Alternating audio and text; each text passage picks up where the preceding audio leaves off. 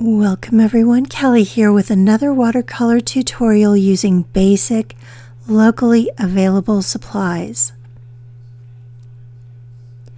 Here's what you need: preferably cotton watercolor paper, a waterproof pen, a watercolor paint, a number 6 round brush, a cup of water, and of course all the supplies I use will be listed in the description. I'm using my Be Creative watercolor journal, a waterproof fine liner pen, my Prang 16 watercolors with the brush it came with, and some water for wiping my brush. First, I'll show you how to draw a stylized flower. It's a guide for anyone who wants to use one, but if you want to draw your flowers your own way, that's fine too. I start by drawing a small circle, then I draw some satellite circles around it, and I'll do a couple of rows of those. They don't have to be perfect, so don't sweat it.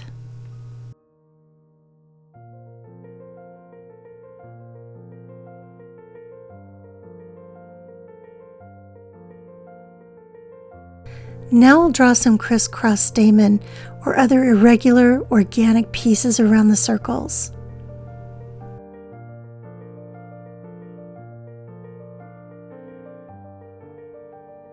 This is a kind of zinnia. It's not super realistic, just stylized and pretty.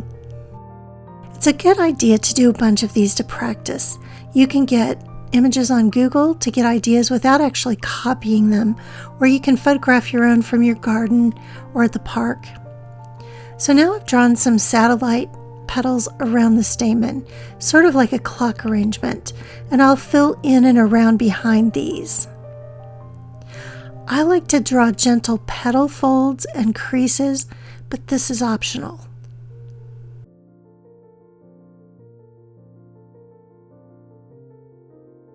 I draw some kind of ragged petals behind these.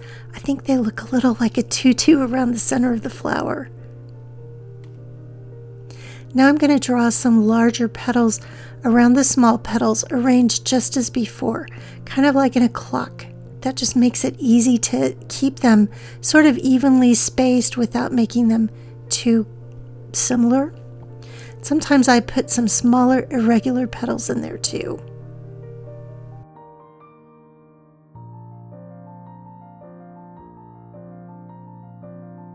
I fill in and around behind the larger petals for fullness and dimension.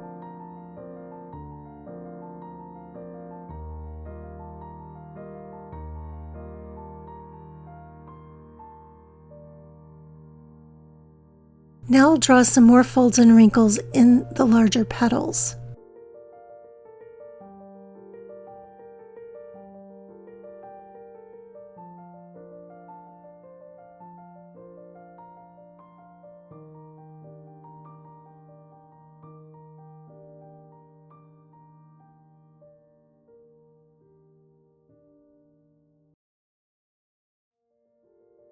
We're going to do a wet on wet here. I'm using yellow in the center and on the stamens.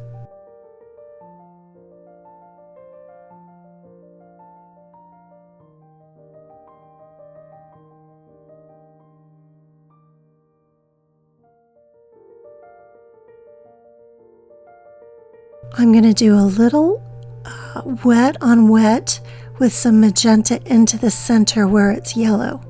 I'm a tiny bit disappointed with the dullness of the color, but it's okay. The centers of flowers are often not that vivid, and we'll see what it looks like when they dry.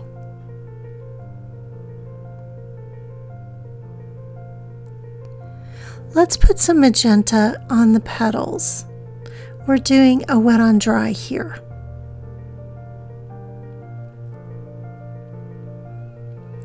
I think that's a bit too concentrated for the whole of the petals. So now I'm going to just add this concentration to the shadows instead. That's why it's good to do a bunch of these. You really have to get to know your paint and how to handle it.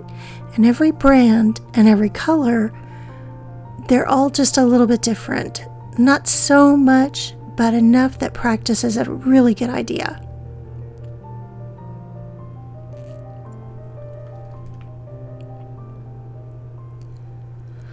Putting the more concentrated paint in the shadows first works better, I think. You can judge for yourself, but when I paint the shadows over the whole petal that were painted first, they just appear pretty dark compared to the other petals to me when they're all painted. You'll have to tell me what you think.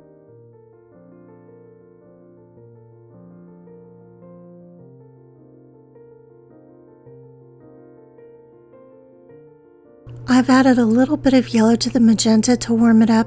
The idea is that the shadows will be cooler and the highlights will be a little warmer. This is the solution that I'll paint over the rest of the petals.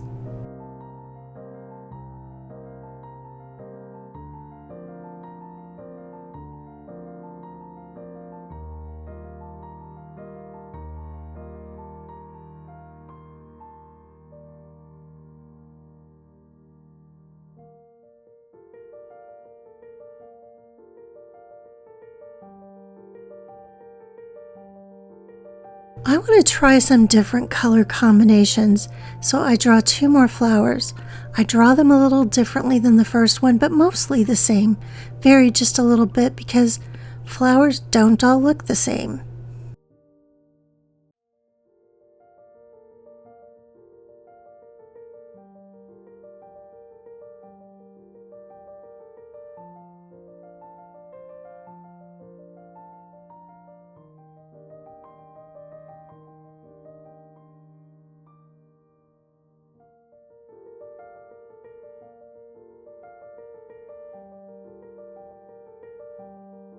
Layering flowers on top of each other is kind of cool too, but I made them all facing up to keep it a little simpler for us.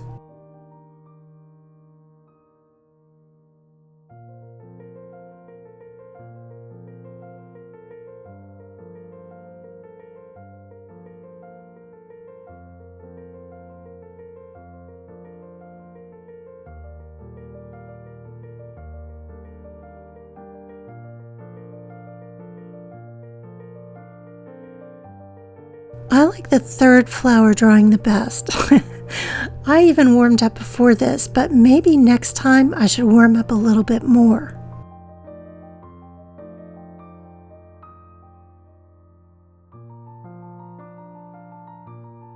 I've added a lot more magenta to this solution. I decided to see if I liked using less yellow and opting for a brighter flower.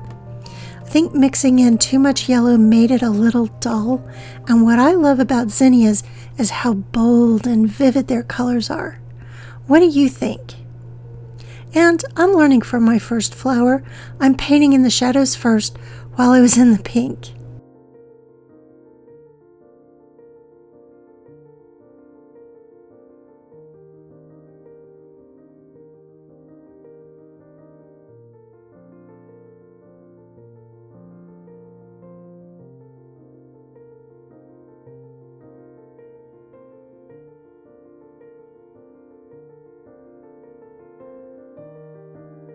On the petals, we've just used wet on dry technique, layering over color, color over color to get depth and dimension.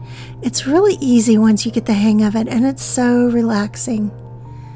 I think we need a little of that with all that has been happening. My heart is with Minnesota right now. There's some amazing people. Stay safe, Minnesota. Okay, now I'm mixing some yellow with yellow-orange to paint the stamen. The yellow on its own was a little bit too wimpy, and I think it needs a little warmth from the yellow-orange. I think it's pretty effective.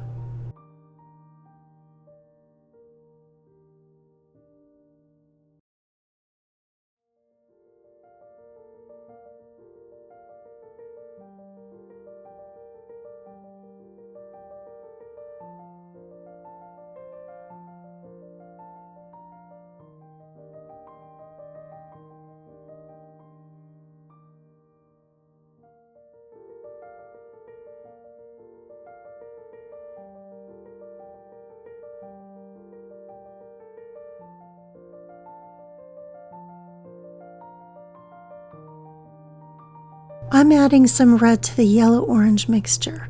I decided I liked the duller center.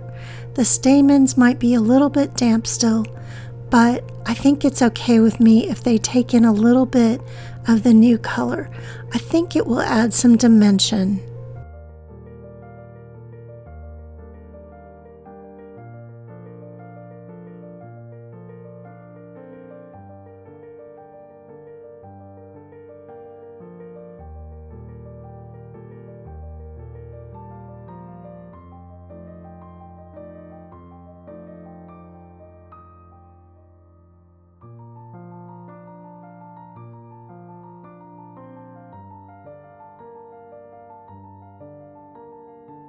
I'll paint the petals on the second flower. Let's see what we think before we paint the petals of the third flower and finish up. I want to see if I was right and if I like the way this looks better than I liked the way the first flower looked.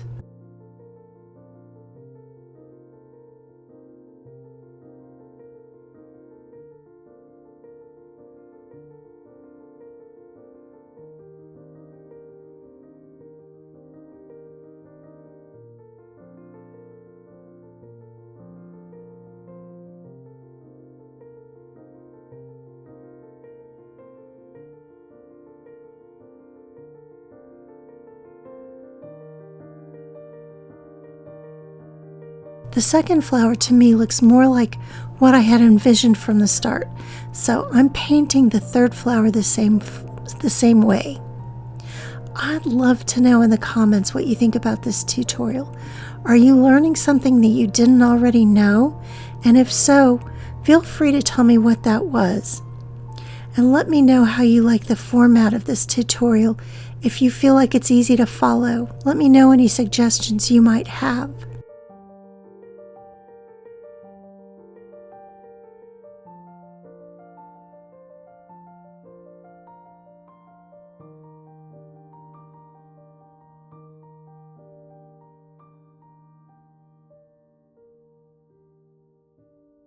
Thanks for spending your time with me today.